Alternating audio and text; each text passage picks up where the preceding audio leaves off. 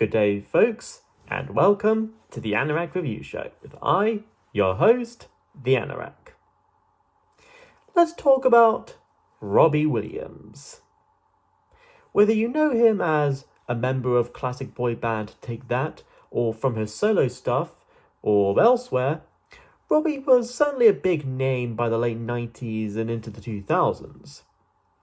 In 2000, he released Sing When You're Winning, third in a string of solo albums, and successful ones at that, featuring the duet with Kylie Minogue, Kids, and of course the hit single, Rock DJ.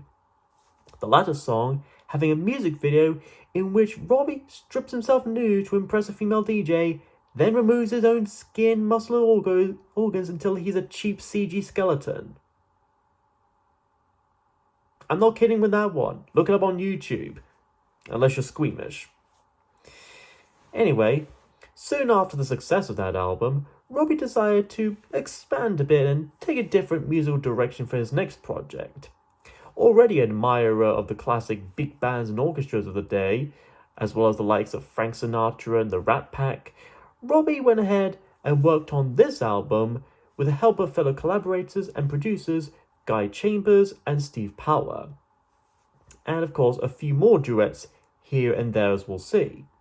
And by November 2001, the album was released to a mostly positive reception and some pretty big sales, having sold nearly 4.5 million copies worldwide, certified 7 times platinum, and was ranked number 1 in the UK albums chart for 57 consecutive weeks.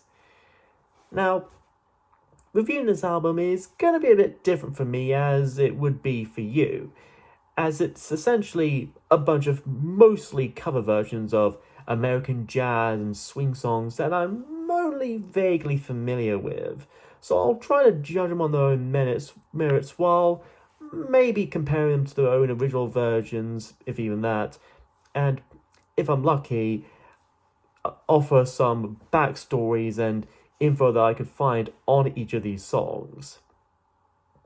However, I'm also sure some of you are here to hear and see me make some quippy, snarky comments about music and just want me to get to the review already. So let's jump into Robbie Williams' 2001 cover album, Swing When You're Winning, and find out if we could truly swing and win with this one.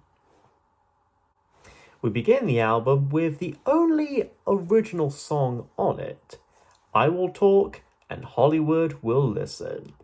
Written by Robbie himself and fellow songwriter Guy Chambers, already it's very interesting to have only one song that isn't a cover version of anything in any way, let alone put it at the start of the album. But it's certainly a good way to start the album anyway nonetheless.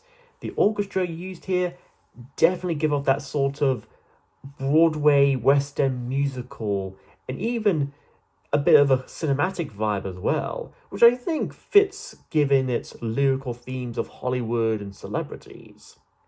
Speaking of, the lyrics themselves even mention a few familiar names as well. I wouldn't be so alone if they knew my name in every home. Instead, they know the name of my Discord account. Kevin Spacey would call on the phone, but I'd be too busy. And even if I wasn't busy, I still probably wouldn't reply anyway, given his reputation as of late.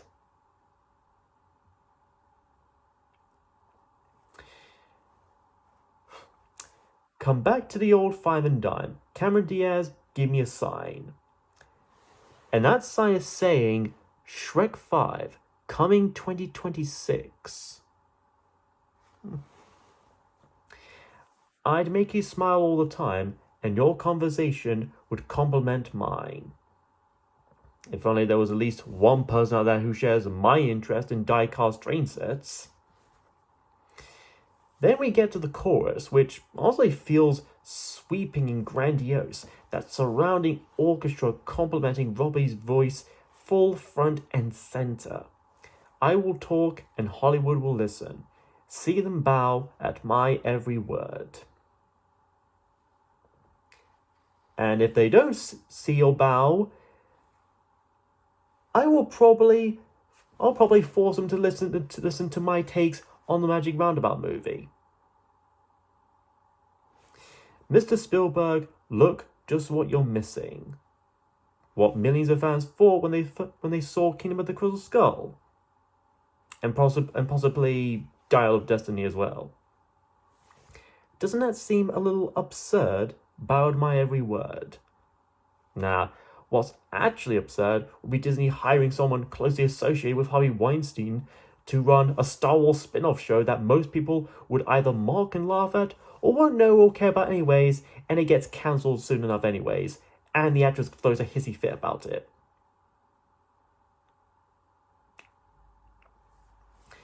Buy up the right to my book, Live on a Ranch, from what the box office took.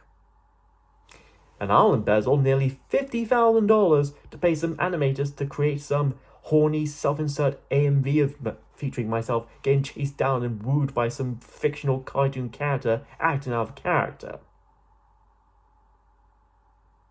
Yeah, that actually happened. I'd go and visit the set. They'd call me their savior. Their white savior, if you will.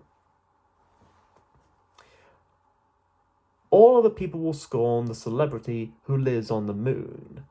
Elon Musk's less ambitious yet slightly more successful cousin, which probably isn't saying much. But I'll be back home in June to promote the sequel. And that sequel will be called Robbie Williams and Wolverine. I especially like the bit just when Robbie sings The Celebrity Lives on the Moon and those flutes and woodwinds kind of flutter a bit, almost making me think of a Disney animated musical feature from the 50s. And even still, this track still sticks out in a good way.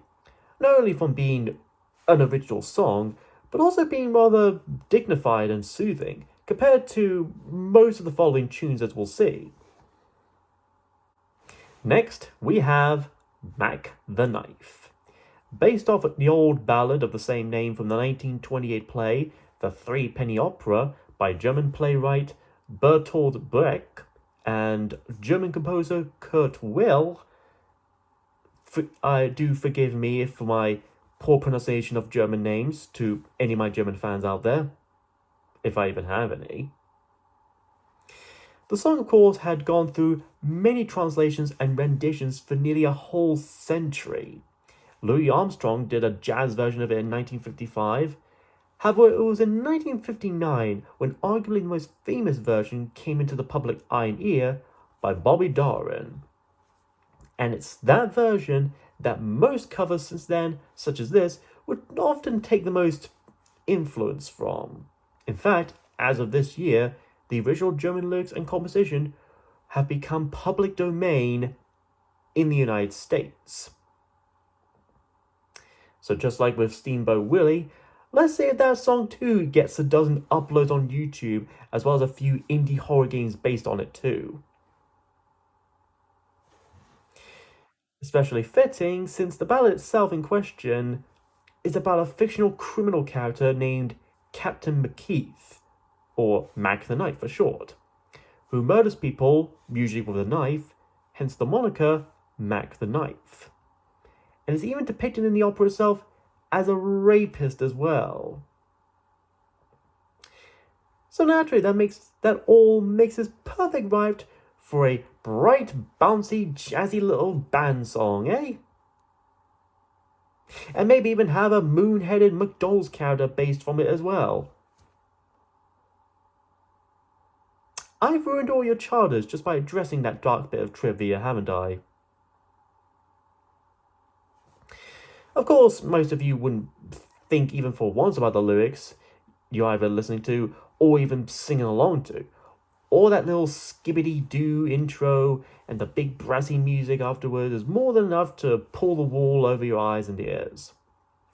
Yet the lyrics themselves that Robbie sings still includes lines such as, "When the shark bites with his teeth, dear, scarlet billows start to spread.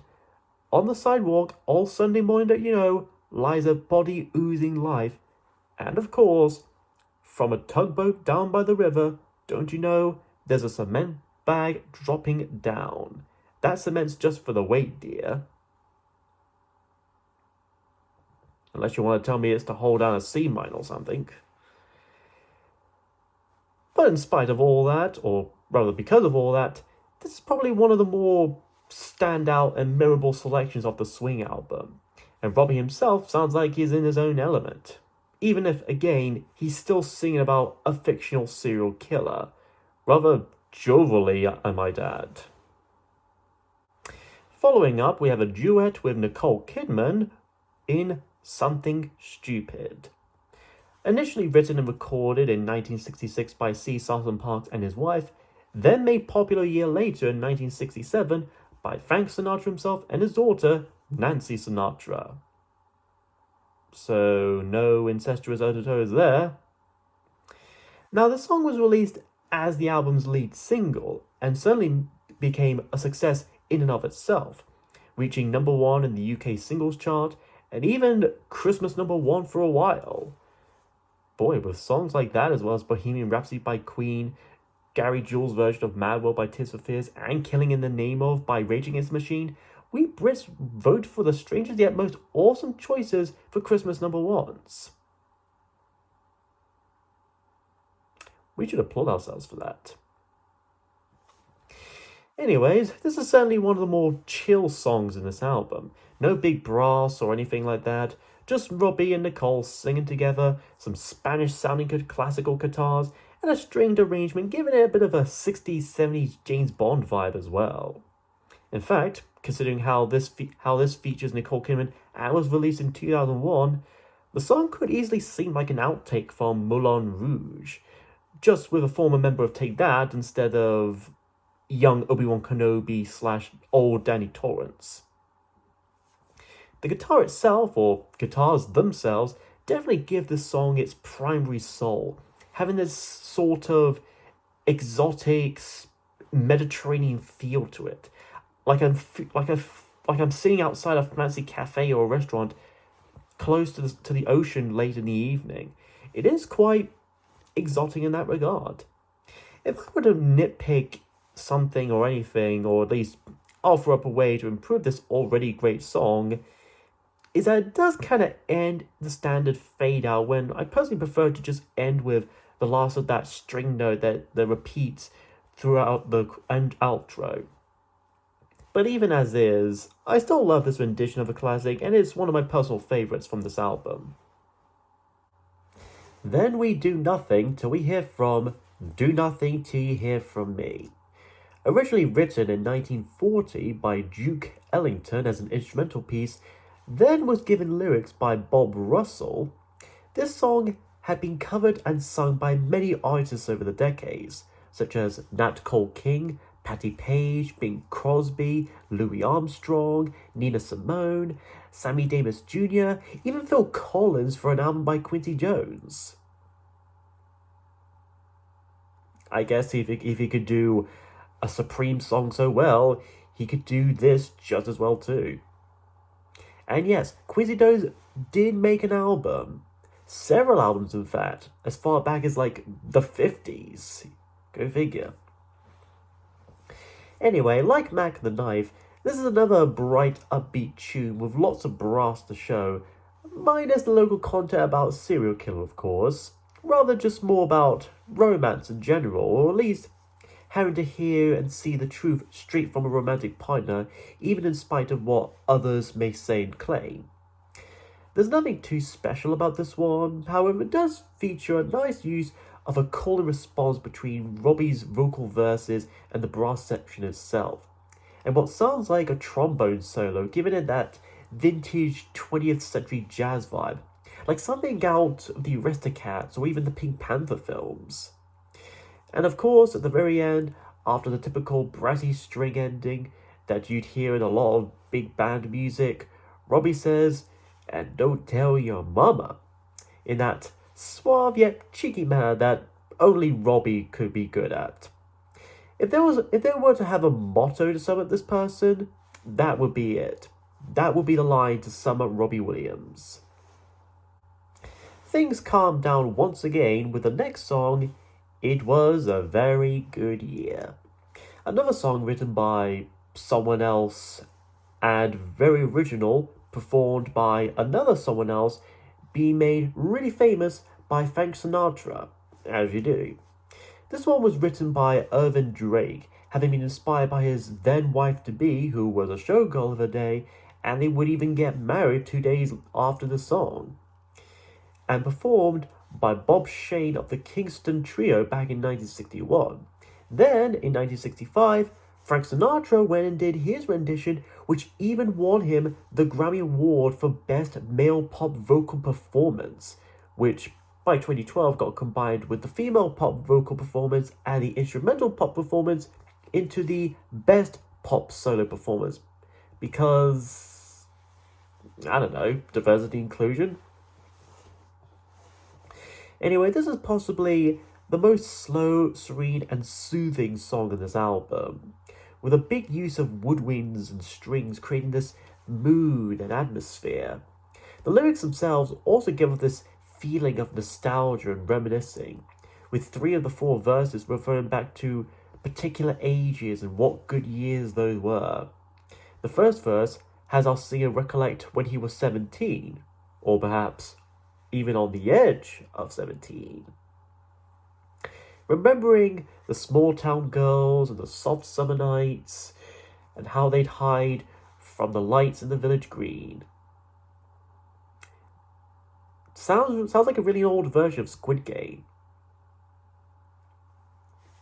In the second verse, he then recalls being 21, and the city girls with their perfumed hair and who lived up the stair. The rent must have been pretty cheap back then. Or probably not, even just for stairs. Now I should bring up that this song is technically another duet, since while Robbie sings the first 2 verses, the other 2 are sung by Frank Sinatra himself. Or rather, the original archive recording of Frank anyway. After all, Sinatra had passed away in 1998, just a few years before this album would even be released or even recorded, and Robbie Williams was 27 by the time he worked on this, so he pretty much let Frank Sinatra sing about being 35, remembering blue-blooded girls running in limousines. Being blue-blooded means they were either born in nobility, or aristocracy, or they were possibly actually aliens. Either way wouldn't be too much out of possibility. And in the 4th and last verse, he doesn't recall another year this time, but rather how the days have become short now, feeling as though he's in the autumn of the year and having aged like vintage wine, because otherwise, let's face it, he would have probably aged like milk instead. But anyway, this is another decent and interesting duet that uses some pretty clever rhyming and a very emotional yet peaceful mood to the music. Then we kick things back up again with Straighten Up and Fly Right, written by Irving Mills and Nat King Cole for his group The King Cole Trio in 1944. This song was covered by the likes of Sammy Davis Jr. again, Marvin Gaye, and even Nat's own daughter, the late Natalie Cole. This is probably one of the standout renditions in his album, in my opinion. It's groovy, but also a bit jaunty as well. Very much a jazzy track, and even the lyrics are quite simple, almost like a fable by Aesop. In fact, they were inspired by an old folky tale about a buzzard who would take various animals for a ride before dropping them, intent on eating them. And in this song, a monkey goes on a ride with a buzzard, but being clever, the monkey gains the upper hand by grabbing hold of him and telling him to, well, straighten up, fly right, and stay right. And then the monkey directed the buzzard to McDonald's, and he never had to eat real meat again. Okay, that last bit I made up, but still. Now, here's a little funny story of mine. And this is coming from me, who had grown up with this album from a young age. When I first listened to the song back in the day, I didn't exactly know what a buzzard is, nor had I heard anyone ever mention one before in my childhood.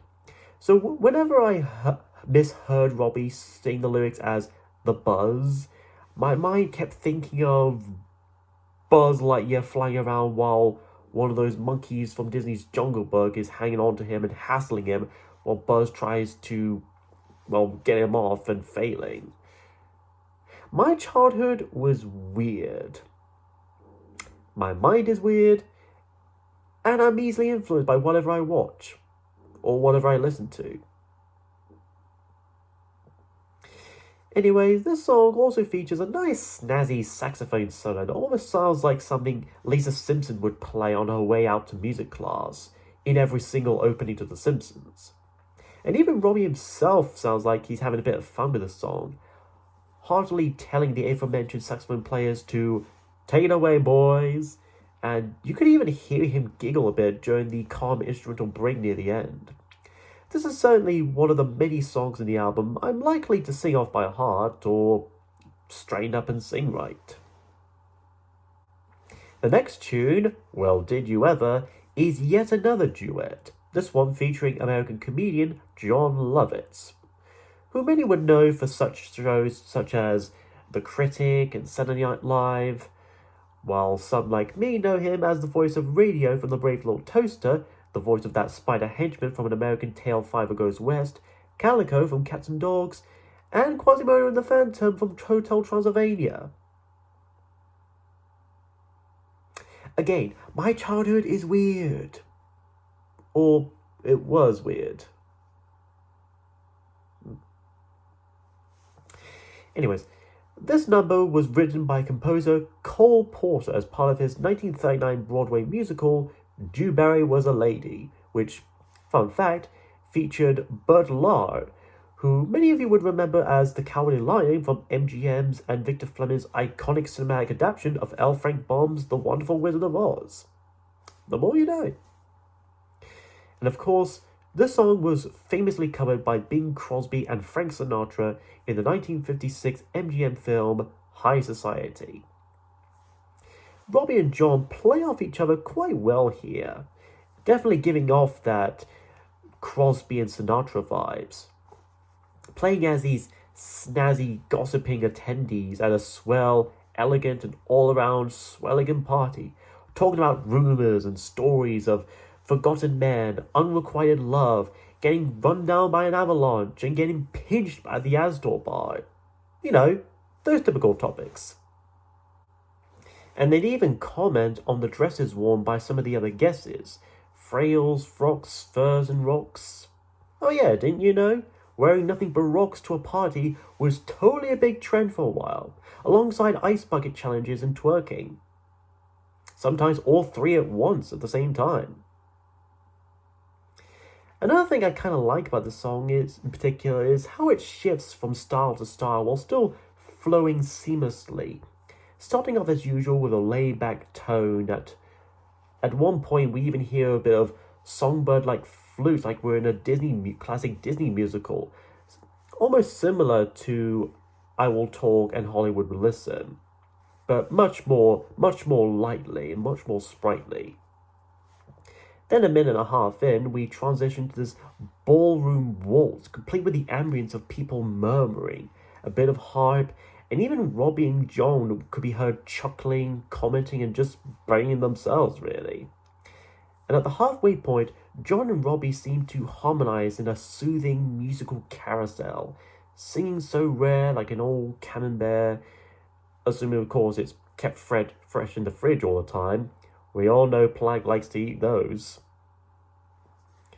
Then finally, at the last minute and a half, the mood suddenly shifts into a faster pace and full of grandiose energy, while Robbie and John sing together properly in unison about colliding with Mars next July. And then in next August, we have an appointment with Jupiter. Then at September, we're going to Saturn's birthday. And finally in October, we got to attend Uranus's and Neptune's wedding. So we got a lot planned, you see. The funny thing is that the song seems to have a false climax. At least the chorus seems to be building up to an ending, but then it just keeps on going with sort of carnival music before we get one last verse, and then we get the chorus again, and finally end the song. Finally. It may not be my favourite song in this album, but it doesn't mean I don't enjoy it at all. It definitely feels and sounds like a throwback to those upbeat classic musicals of the 40s, 50s, and 60s. What a swell song this is, and what a swelligan, elegant music it is.